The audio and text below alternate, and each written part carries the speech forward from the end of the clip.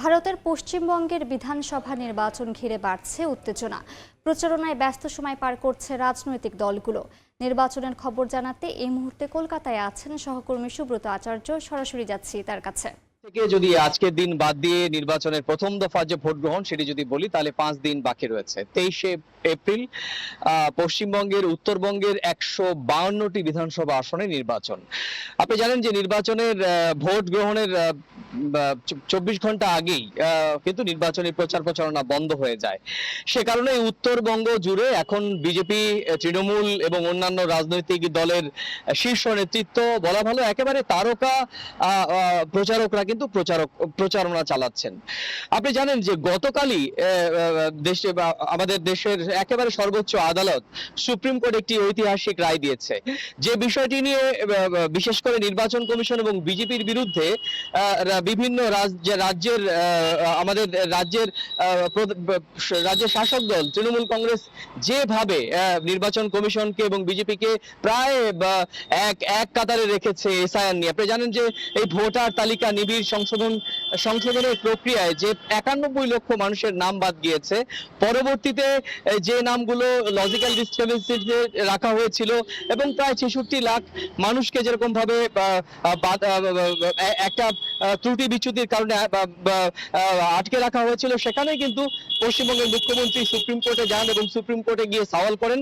এখনো পর্যন্ত 27 লক্ষ সেই নামের মধ্যে ক্লিয়ারেন্স মিলেছে, অর্থাৎ তারা ভোট দিতে পারবেন এবং বাকি প্রায় যে অংশ এখনো পর্যন্ত ভোট দিতে পারেননি তারা কিন্তু যাচ্ছেন ট্রাইব্যুনালে। সুপ্রিম কোর্ট বলছে যে যারা প্রথম দফায় অর্থাৎ 23 তারিখে ভোট দেবেন তাদের যদি ট্রাইব্যুনাল থেকে 21 তারিখের মধ্যে ক্লিয়ারেন্স আসে তাহলে তারা ভোট দিতে পারবেন এবং দ্বিতীয় দফাতেও যে ভোটটি 29 তারিখে হবে সেই ভোটটি দুদিন আগে যদি ট্রাইব্যুনাল তাদের কাগজপত্র দেখে যদি তারা প্রকৃত ভোটার সেই হিসাবে সম্মতি দান করে তাহলে তারাও ভোট দিতে পারবেন।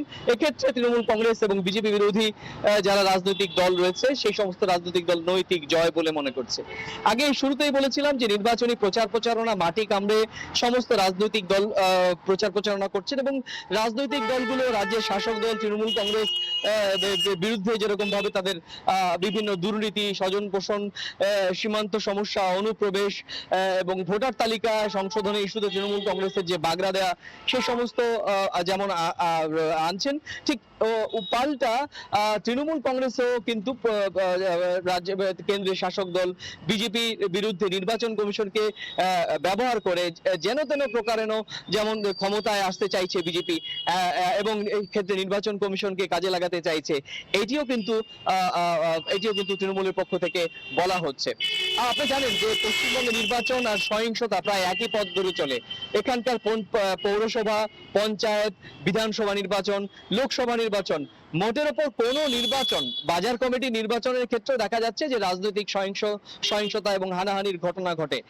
গেল লোকসভা নির্বাচনেও একই রকম ভাবে প্রচুর মানুষের হতাহতির ঘটনা ঘটেছে এবং সেই গোটা দেশে যখন 543টি আসনের ভোট হয়, বাকি রাজ্যগুলোতে যেখানে শান্তিপূর্ণভাবে ভোট হয় লোকসভা নির্বাচন বা বিধানসভা নির্বাচন, সেখানে পশ্চিমবঙ্গে এই সহিংসতার ঘটনা সত্যিকার অর্থে নির্বাচন কমিশন, কারণ তারাই তো দিন শেষে সুষ্ঠু এবং অবাধ এবং ভয়বিহীন নির্বাচন পরিচালনা করার দায়িত্ব নিয়েছেন।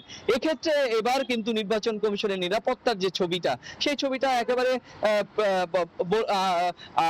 আমার দেখা মতে, ধরুন আমি প্রায় 25 বছর ভারতের এই নির্বাচনগুলো কভার করে আসছি, আমি কিন্তু বিগত 25 বছরও এই নজিরবিহীন নিরাপত্তার ছবিটা আমার চোখে আসেনি। আপনি জানেন যে এবার যে 2 দফা নির্বাচন হচ্ছে তাতে প্রত্যেক দফায় প্রায় 2500 কেন্দ্রীয় বাহিনী তারা মোতায়েন থাকছেন এবং সঙ্গে কিন্তু রাজ্য পুলিশের যে সাধারণ কর্মী বা অফিসার তারাও থাকছেন, নির্বাচন কমিশনের বিশেষ পর্যবেক্ষক থাকছে এবং অবশ্যই দেশ বিদেশের গণমাধ্যম তো অবশ্যই পর্যবেক্ষণের ভূমিকা পালন করবেন। এই যে নির্বাচনের সহিংসতা রুখবার জন্য নির্বাচন কমিশন যেভাবে মাঠে নেমেছে, ঠিক একই রকম ভাবে আমরা দেখেছি যে রাজ্যের শাসক দল তৃণমূল কংগ্রেস কিন্তু বিজেপির বিরুদ্ধে বিরুদ্ধে ভয় দেখানো, বিশেষ করে ভোটার তালিকা থেকে নাম বাদ দেয়া, বিশেষ করে একটি নির্দিষ্ট ধর্মের মানুষ যারা সংখ্যালঘু মুসলিমদেরকে বেছে বেছে বাদ দেয়া এবং ভয়ের পরিবেশ তৈরি করা, সেটিও কিন্তু তৃণমূল কংগ্রেস, নির্বাচন কমিশন এবং বিজেপির বিরুদ্ধে অভিযোগ করেছে। আবার এই ভয় নিয়েই রাজনীতি হচ্ছে, নির্বাচনে ভয় নয় ভরসা।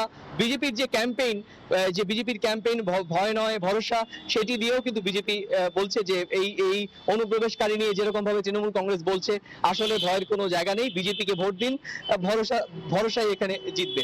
তো সব মিলিয়ে পশ্চিমবঙ্গে একদিকে যেমন তার হেভিওয়েট প্রচার করছে, অন্যদিকে নির্বাচন কমিশন নিরাপত্তার জোরদার করছে, সুপ্রিম কোর্টের ঐতিহাসিক রায়, সব মিলিয়ে কিন্তু নির্বাচনের ভোটের সময় যতই এগিয়ে আসছে ততই কিন্তু উত্তাপ বাড়ছে। তো এই ছিল আমার কাছে ভারতের অত্যন্ত গুরুত্বপূর্ণ পশ্চিমবঙ্গ রাজ্যের বিধানসভা নির্বাচনের আমার কাছে থাকা সবশেষ তথ্য। যুক্ত ছিলাম কলকাতায়।